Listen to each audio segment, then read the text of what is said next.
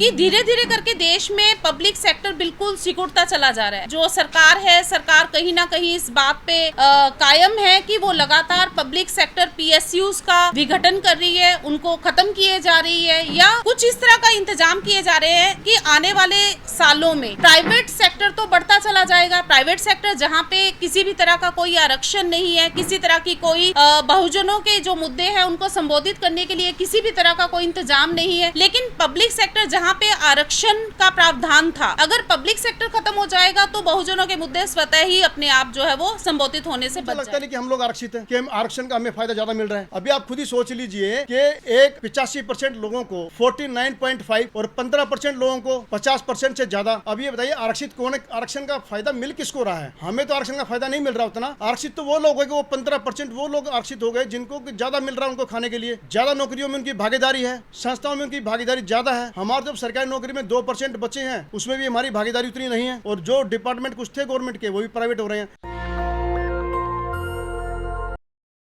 जैसा कि आज हम ये हमारे मोर्चा की पहली वीडियो कॉन्फ्रेंसिंग हम करने जा रहे हैं, और इस प्रेस कॉन्फ्रेंस के माध्यम से हम अपने सभी साथियों को, अपने पूरे समाज को इस बात से अवगत कराना चाह रहे हैं कि हम आने वाली 25 मई 2025 को गांधी पीस फाउंडेशन में सुबह मॉर्निंग में 11 बजे हम एक अपने प्रथम कार्यक्रम का आयोजन करने जा रहे हैं।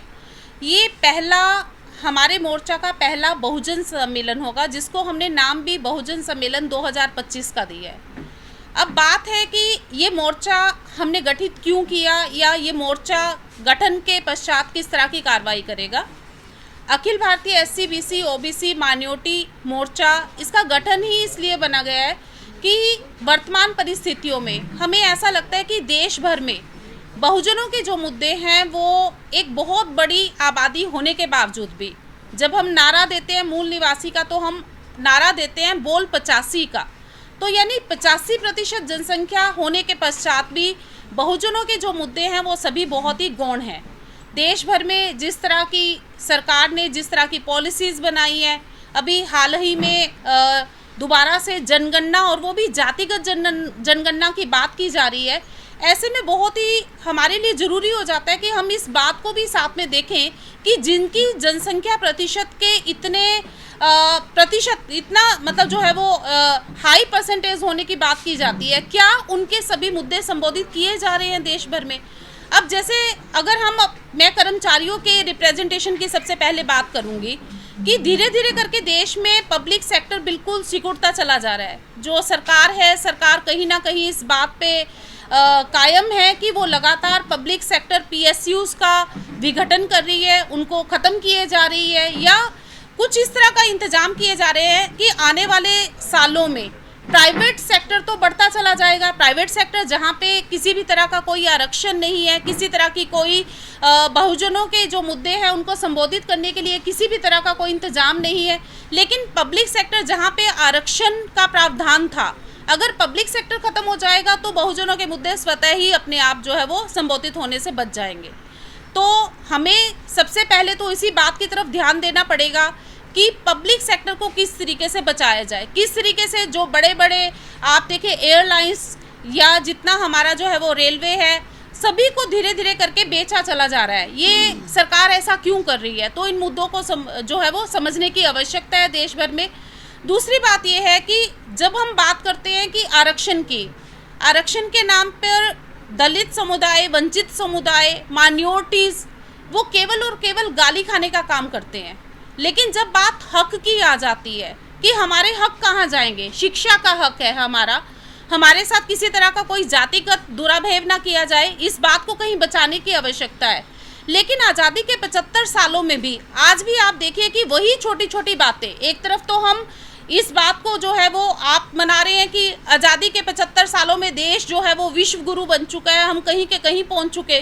दूसरी तरफ मैं आपको अभी बताती हूँ कि मैं अम्बाला से संबंध रखती हूँ, और अम्बाला के पास ही मोरनी जो है वो हमारे पास एक जगह वहाँ पे जो है वो पड़ जाती है, जहाँ पे हमारे क्या है कि आज भी एक किस्सा ऐसा हुआ है कि घोड़ी पे चढ़ने पे, शादी में दूल्हा जब घोड़ी पे चढ़ने लगा तो उसको रोक दिया गया। उसको केवल इसलिए रोक दिया गया कि उससे कहीं ना कहीं जो स्वर्ण जाति है उसका वर्चस्व उनको खत्म होता दिखता है। उनकी जो उनका एक आप इसे स्वाभिमान कहिए या आप इसको, मैं तो इसको जो है वो उनका अभिमान कहूंगी कि उनके अभिमान को कहीं ना कहीं ठेस पहुंचती है।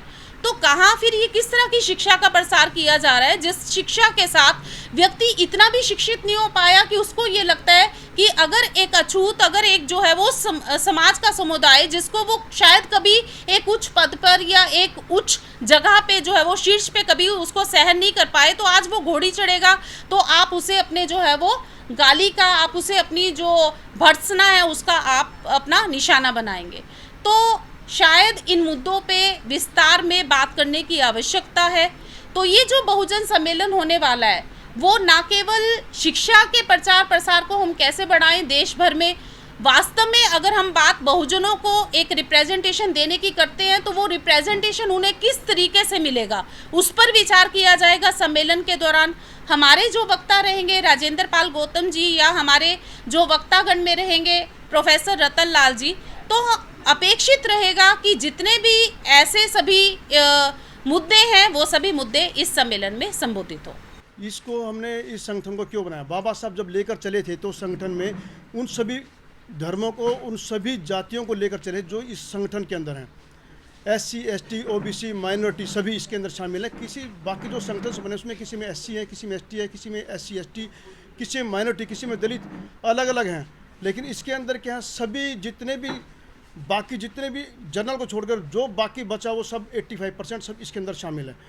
और जब बाबा साहब ने संविधान का जब उस टाइम निर्माण किया था तो उस टाइम में जब 7.5% और 15% जब बात चली थी तो उस टाइम में जाति गणना के हिसाब जब किया गया तो उस टाइम पढ़े लिखे लोग भी हमारे उतने ज़्यादा नहीं थे, उतने ही थे।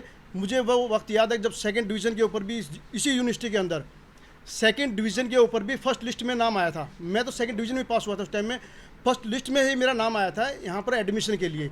आज मैं देख रहा हूँ कि हमारे बच्चों को 90% नंबर लेने के बावजूद भी इस यूनिवर्सिटी में उनका नाम नहीं आता किसी लिस्ट के अंदर, क्योंकि अब हमारी संख्या ज़्यादा हो गई है और हमारे लोग पढ़े लिखे ज़्यादा हो गए हैं। इसलिए जाति गणना का होना बेहद ज़रूरी है और इस आरक्षण का बढ़ना ज़रूरी है। और आज जो हम कहते हैं कि आरक्षित है कौन, मैं कई बार इस बात के ऊपर चर्चा करता हूँ, आरक्षित आखिर में है कौन। अभी मुझे लगता नहीं कि हम लोग आरक्षित हैं, कि हम आरक्षण का हमें फ़ायदा ज़्यादा मिल रहा है।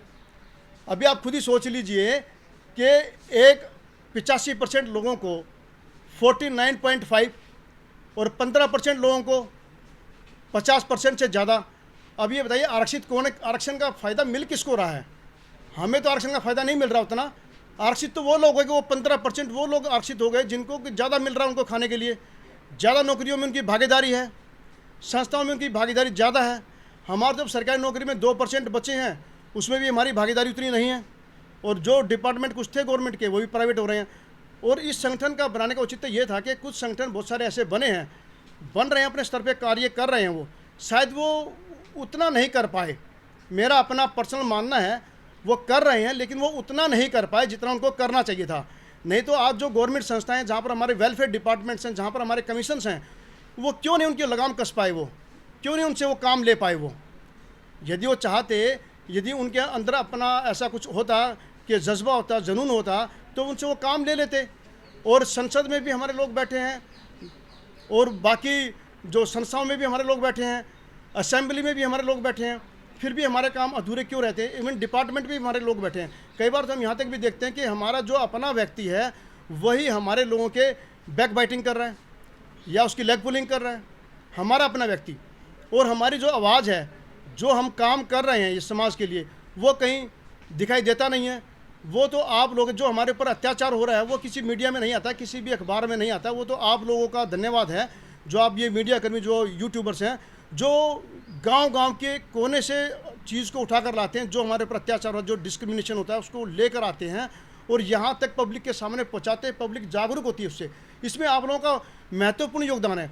जो ये 25 तारीख को हम अपना आयोजन कर रहे हैं गांधी पीस फाउंडेशन में, उसमें तो उसमें वो इसी बात के ऊपर चर्चा होगी। उसमें जो बुद्धिजीवी लोग हैं जो वो उसमें पार्टिसिपेट करेंगे और अपने विचार रखेंगे उसके ऊपर कि आगे की हमारी जो कोर्स ऑफ एक्शन है हमारा वो क्या होगा, हम कैसे इसके ऊपर कार्य करें, जिससे कि हम बाकी संस्थाओं से जो हटकर काम करें इसके ऊपर।